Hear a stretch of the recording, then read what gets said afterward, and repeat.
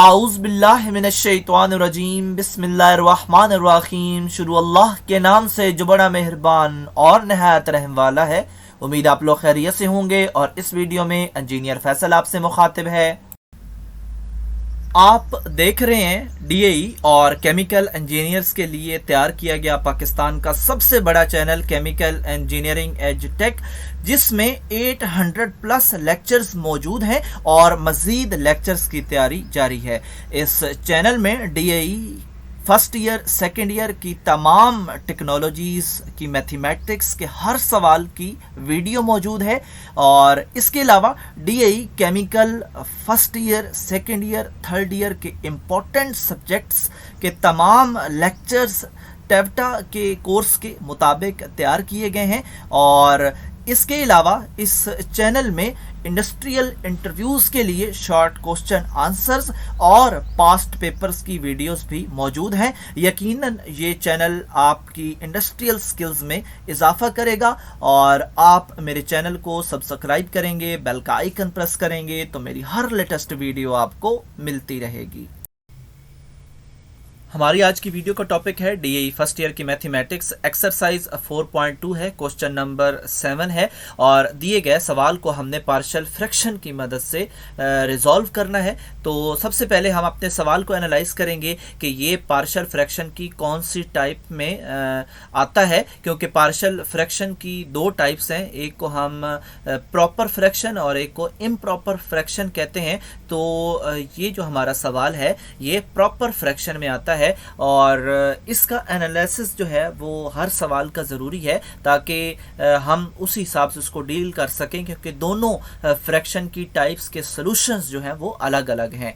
तो यहाँ पे जो इस सवाल का लोअर पोर्शन है इसमें एक तो ब्रैकेट की पावर जो है वो 1 है लेकिन एक की 2 है। तो हम पहले भी इस तरह के सवाल डिस्कस कर चुके हैं कि अगर पावर मोर देन 1 हो, 2 हो या 3 हो तो उससे पहले वाली जो पावर्स हैं उनको भी हम कंसिडर करते हैं इसी मटेरियल के साथ।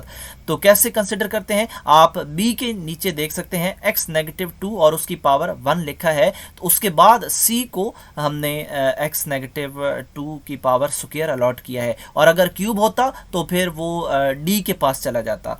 तो अब स्क्वायर किसी ब्रैकेट के ऊपर हो या क्यूब हो, यकीनन आप उसके जो पिछली टर्म्स हैं जो लोअर पावर्स हैं उससे वो आप तमाम काउंट करेंगे। तो इसी तरह काउंट करनी है। तो अब हम मज़ीद आगे चलते हैं। इक्वेशन नंबर 1 हमारे पास आ चुकी है और अब हम इसी इक्वेशन की लेफ़्ट साइड पे चलते हैं। जो लोअर पार्ट है इसको पकड़ेंगे और लेफ़्ट और राइट साइड दोनों पे मल्टीप्लाई करेंगे और जब लेफ़्ट साइड पे करेंगे तो ऑफ कोर्स ये पूरे का पूरा कैंसिल हो जाएगा और हमारे पास आएगा 4x² नेगेटिव 13x। इसी तरह इस पार्ट को पकड़ के हम a के साथ मल्टीप्लाई करेंगे तो लोअर में क्योंकि x+3 भी है जो कि इसके साथ कैंसिल हो जाएगा तो x-2 का होल स्क्वायर a के साथ आ जाएगा। इसी तरह b के साथ इस पूरे फंक्शन को मल्टीप्लाई करेंगे तो x-2 बटे में भी है तो वो ऊपर वाला जो स्क्वायर है उसके साथ डील होगा तो एक x-2 रह जाएगा और उसके साथ x+3 आएगा।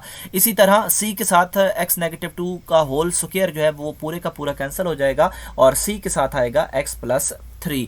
तो अब हमारे पास इक्वेशन नंबर 2 भी बन चुकी है और अब इस इक्वेशन में हमने वैल्यूज़ डालनी है। x की वैल्यूज़ कहाँ से लेनी है, इक्वेशन नंबर 1 के पास जाना है और जो a b या c हैं उनके नीचे हमने देखना है कि जो ब्रैकेट्स जिनकी पावर सिर्फ 1 है उन्हीं में से x की हमने वैल्यूज़ निकालनी है और बारी बारी इस इक्वेशन नंबर 2 में हमने फीड करवानी है।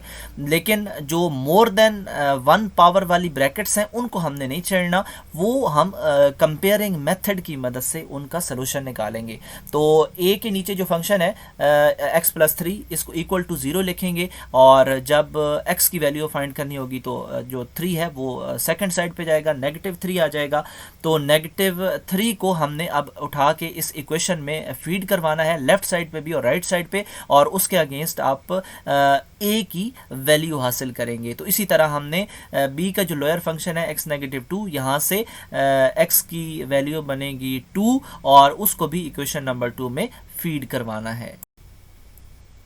x इज इक्वल टू 2 जो है उसको हमने इस इक्वेशन नंबर 2 की लेफ्ट और राइट साइड में जहाँ जहाँ पे x है वहाँ पे फीड करवाना है। इसके बाद हम इसको सिंप्लीफाई करेंगे और फाइनली हम हासिल करेंगे c की वैल्यू।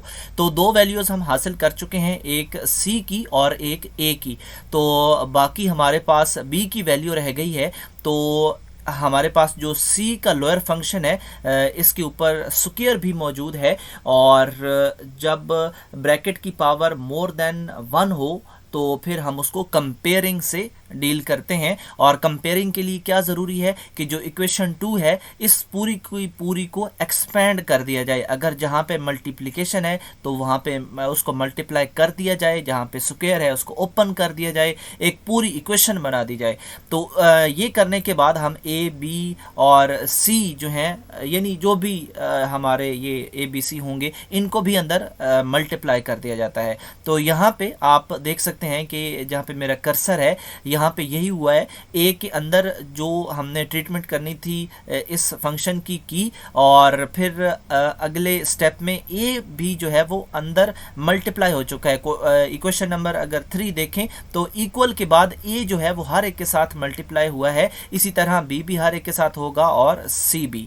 तो इस तरह इक्वेशन नंबर 3 हम हासिल कर लेंगे। और अब हमने देखना है कि कितनी वैल्यूज़ रह गई हैं। तो जितनी वैल्यूज़ हमने रह गई होंगी फाइंड करनी होंगी, उस हिसाब से हम कंपेयरिंग करेंगे।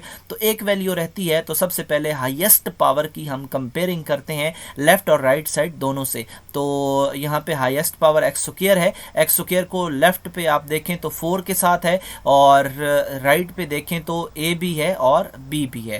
तो जब भी कंपेयरिंग होती है तो हासिल होने वाले ये जो ए बी या सी या डी होते हैं, इनके मैक्सिमम वैल्यूज़ जो हैं वो पहले यहाँ से हम सिंपल मेथड से फाइंड कर लेते हैं, जो कि यहाँ पे पुट होती हैं। तो ए की हमने पहले की हुई है फाइंड, तो यहाँ पे पुट कर देंगे, बड़ी आराम से बी की वैल्यू आ जाएगी।